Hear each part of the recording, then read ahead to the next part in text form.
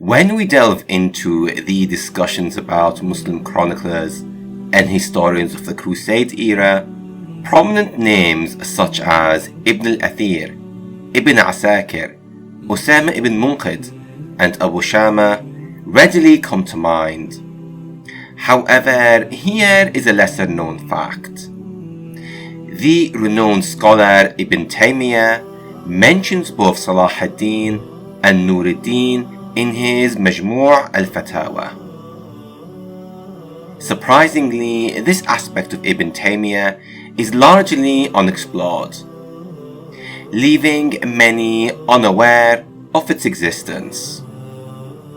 In this channel's first episode of Unveiling Perspectives, we will plunge into the depths of Ibn Taymiyyah's Majmu' al-Fatawa to unearth his insights on Salah ad-Din and Nur ad-Din. Get ready as we bring forward these hidden narratives to the forefront.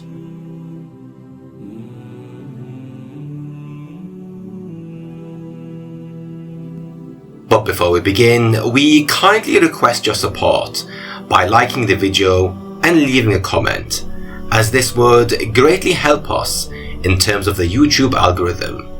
While you're at it, we encourage you to subscribe to our channel and to enable notifications so that you can stay updated with the latest videos on the channel. Jazakallahu khairan. Point 1. He encouraged Muslims to deeply contemplate upon the biographies of Nur ad-Din and Salah ad-Din. When delving into Majmu' al-Fatawa, we find that Ibn Taymiyyah expresses high admiration for both Nur ad-Din and Salah ad-Din, highlighting their remarkable achievements. In volume 28, page 632, he states the following: "Let those who reflect contemplate the biographies of Nur ad-Din, Salah ad-Din, and Al-Adil, how Allah enabled and supported them, opened lands for them, and humiliated their enemies in response to their actions. And let them consider the biographies of those who succumbed to the Crusaders, how Allah the Exalted humiliated and subdued them."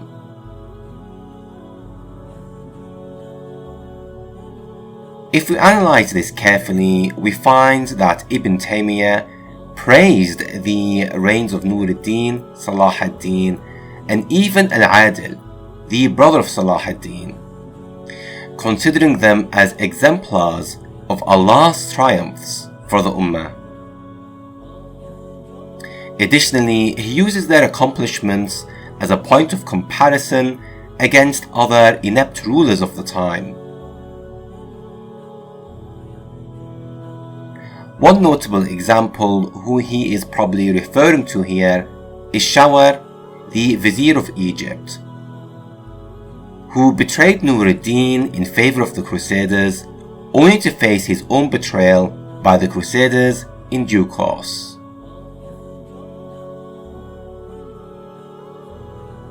In fact, it is likely that Shawar was on his mind because Ibn Taymiyyah mentions him by name. In volume 28, page 637, stating, "Indeed, Allah does not aid the hypocrites who ally themselves with the Crusaders. They, the Egyptians, sent a request for help to Nur ad-Din, seeking rescue.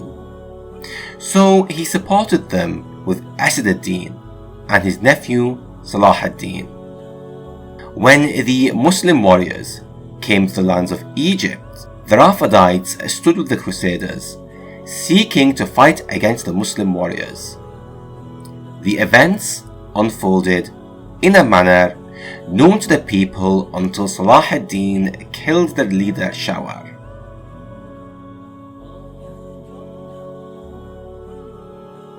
Moving on, point 2.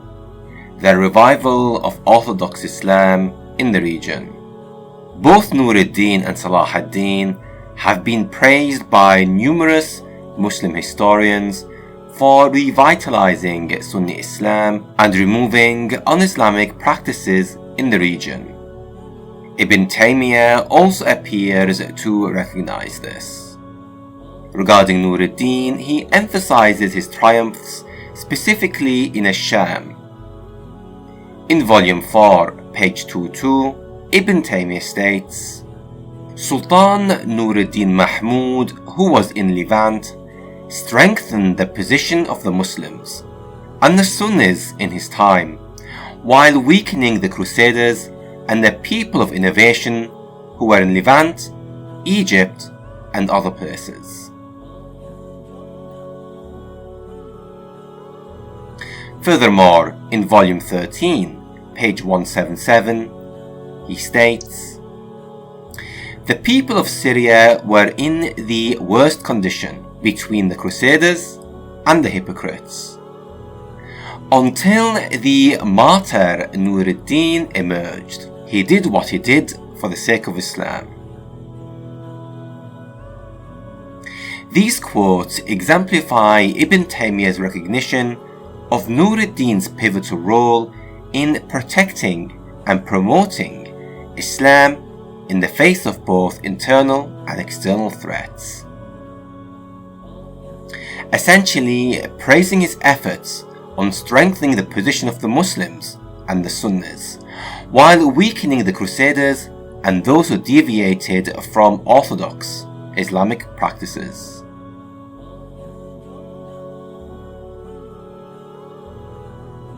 Shifting our focus to Salah ad-Din, we should bear in mind that his capture of Jerusalem was just one of two notable accomplishments. His other was his role in bringing an end to the Ismaili Fatimid Empire, an accomplishment that tends to be overlooked. Believe it or not, there was a time when it seemed that Sunni Islam might be eradicated by the Fatimids, and they probably deserve a video of their own to exemplify how much of a threat they had been. However, going back to Ibn Taymiyyah, he strongly criticizes the Fatimid Empire, and without diverting too much from the topic at hand, here are some of his verdicts and opinions regarding the Fatimids. Firstly, he mentions that they committed a massacre on the Sunni population upon taking control of Egypt. In volume 35, page 138, he informs us that they killed groups of Muslim scholars and their elders, just as their predecessors had done before in Morocco. Secondly, he affirms that their rulers lacked any genuine Islamic faith and accuses them of being atheists at heart. In volume 3, page 281, he states the following: the Fatimid rulers were inwardly atheists. Consequently, innovations proliferated and became evident in the Egyptian territories. To make matters worse, Ibn Taymiyyah reports that they encouraged the slandering of the Sahaba, or the companions of the Prophet ﷺ, stating, and in Al-Azhar Mosque there were several platforms where they would curse the companions of the Prophet ﷺ. Furthermore, they would openly speak blasphemy in those platforms. He also reveals that the people of the Sunnah were prohibited from narrating a hadith, such as those found in Sahih Bukhari and Muslim. Those who dared to do so were met with the threat of execution. Here, Ibn Taymiyyah refers to the experience of a pious individual called Ibrahim ibn Sa'd, who lived amongst the Fatimids, stating, he, Ibrahim Sa'd, refrained from narrating hadith out of fear of being killed.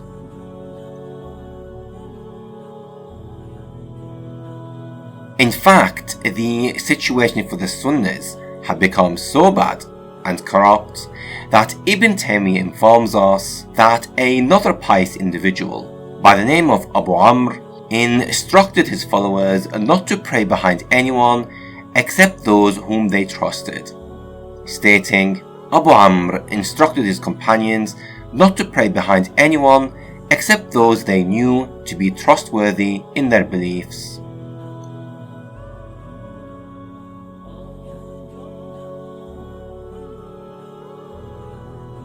Going back to Salah ad-Din, it should therefore be of little surprise as to why Ibn Taymiyyah repeatedly praised him for ending the Fatimid Empire and revitalizing Sunni Islam in Egypt. In volume 3, page 281, he asserts, after Salah ad-Din conquered Egypt, the word of the Sunnah, which opposes the Rafidites, became prominent there. As a result, knowledge and the Sunnah flourished and became more apparent in the region.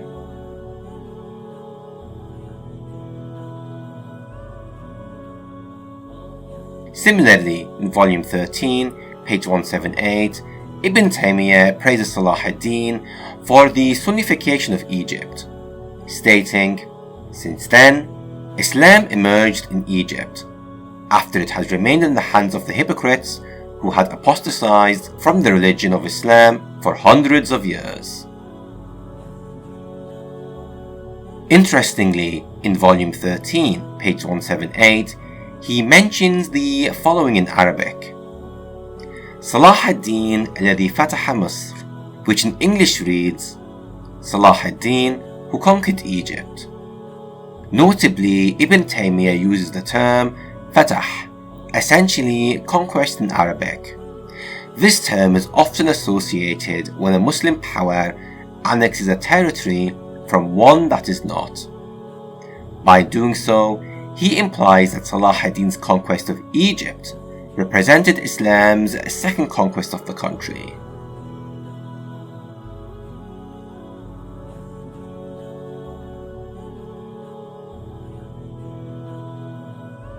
Point 3.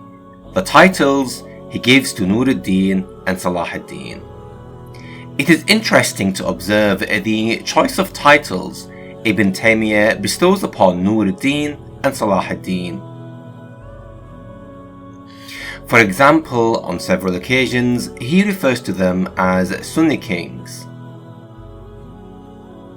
In volume 27, page 55, Ibn Taymiyyah specifically designates Nur ad-Din and Salah ad-Din as Sunni kings, stating, the Almighty facilitated the rule of Sunni kings like Nur ad-Din, Salah ad-Din and others.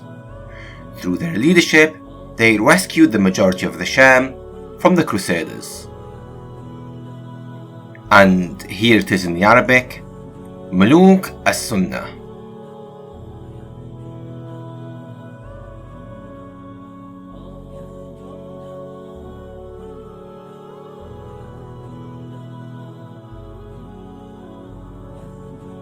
And again, in volume 17, page 501, then Allah appointed kings from the people of the Sunnah, such as Nur ad-Din, Salah ad-Din, and their brothers and followers. They opened the lands of Islam. And in the final example, he refers to Salah ad-Din as a Sunni king in volume 3, page 281. Stating, Sunni kings such as Salah ad-Din conquered Egypt.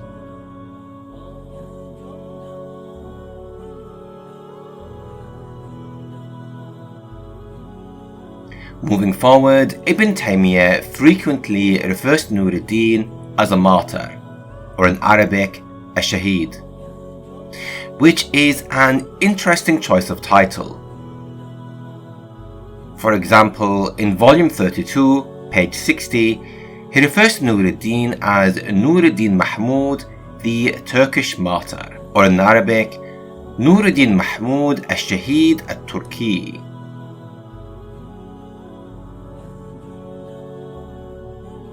In another example found in volume 35, page 138, Ibn Taymiyyah describes Nur ad-Din as the martyr Nur ad-Din Mahmud.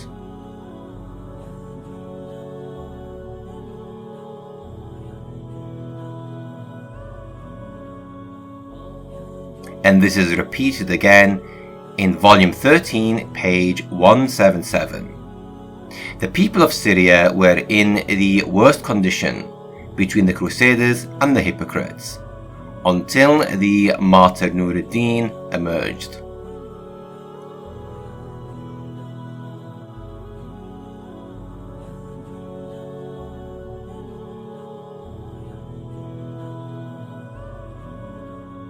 It is worth noting that Nur ad-Din was not actually killed in battle, but he became widely known as a martyr due to his piety and his efforts in defending Islam, especially in Damascus, a title that Ibn Taymiyyah appears to endorse. Finally, point 4, their impact on the battlefield and legacy. Ibn Taymiyyah acknowledges the impact of Nur ad-Din and Salah ad-Din on the battlefield and praises their legacies.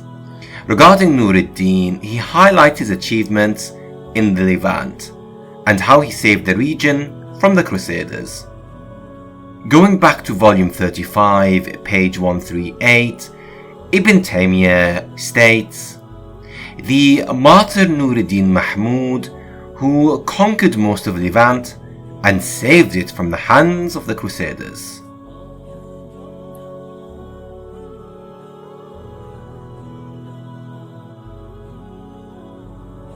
And back to volume 32, page 60, he states, "It is worth noting that Nur ad-Din Mahmud, the Turkish martyr, abolished all newly created positions in Syria, the Jazeera, Egypt, and the Hijaz. He was known as one of the foremost people in fighting, and it was he who restored Islam after the Franks and the Sarmatians had taken control of even more than that." Furthermore, in volume 13, page 178, he states, "Then Ash-Shaheed Nur ad-Din came to power and did what he did for the sake of Islam, manifesting and defending it against its enemies."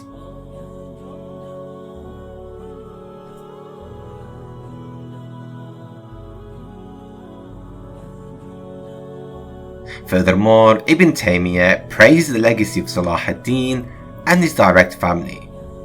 In volume 28, page 639, he states, "Salah ad-Din and his family never allied with the Crusaders, nor did they employ any of them in the affairs of the Muslims in any way. Therefore, they were supported and victorious over their enemies, despite their limited resources and numbers."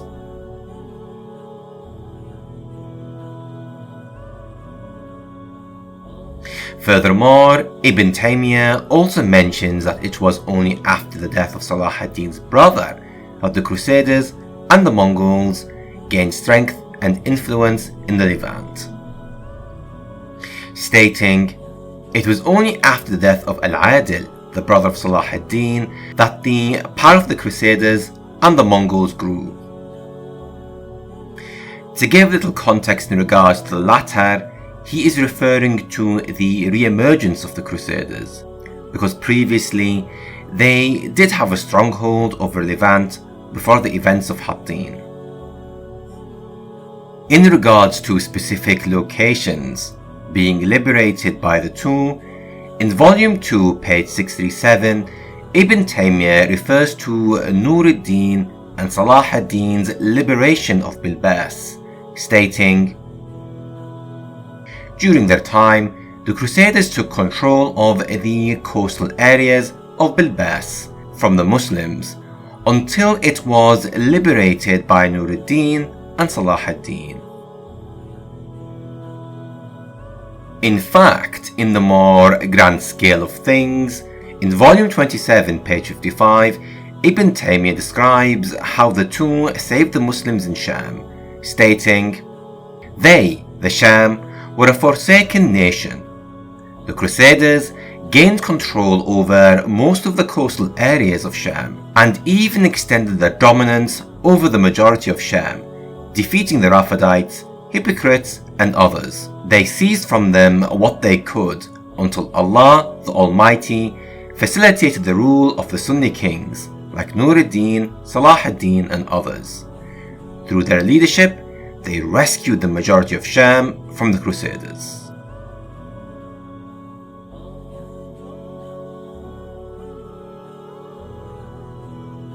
Finally, returning to what we have already mentioned at the beginning, Ibn Taymiyyah encourages people to reflect on the reigns of Nuruddin, Salah ad-Din and Al-Adil.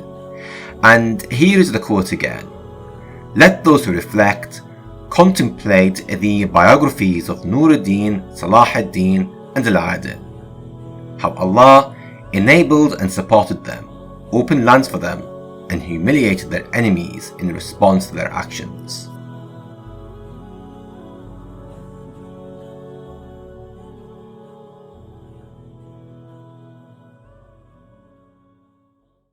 Final thoughts. Having been through Ibn Taymiyyah's Majmu' al-Fatawa, it is evident that he held Nuruddin and Salah ad-Din in high regard, which makes it even more surprising to see the lack of written literature or multimedia on this subject. Hence, this begs the question, what else is out there waiting to be uncovered? Especially regarding insights from other prominent scholars regarding other historical figures from the Ummah. For now, hopefully this video serves as a valuable reference for those interested in this subject, and feel free to use it whenever discussion regarding Salah ad-Din or Nuruddin is brought up. If you enjoyed the video, we kindly ask you to give it a like and to leave a comment, as this will greatly support our visibility on the algorithm. While you're here, feel free to explore the other videos available on our channel. And as always, if you haven't yet, make sure you subscribe to our channel and to turn on notification to ensure you are kept up to date with the latest content. Assalamu alaikum wa rahmatullahi wa barakatuh.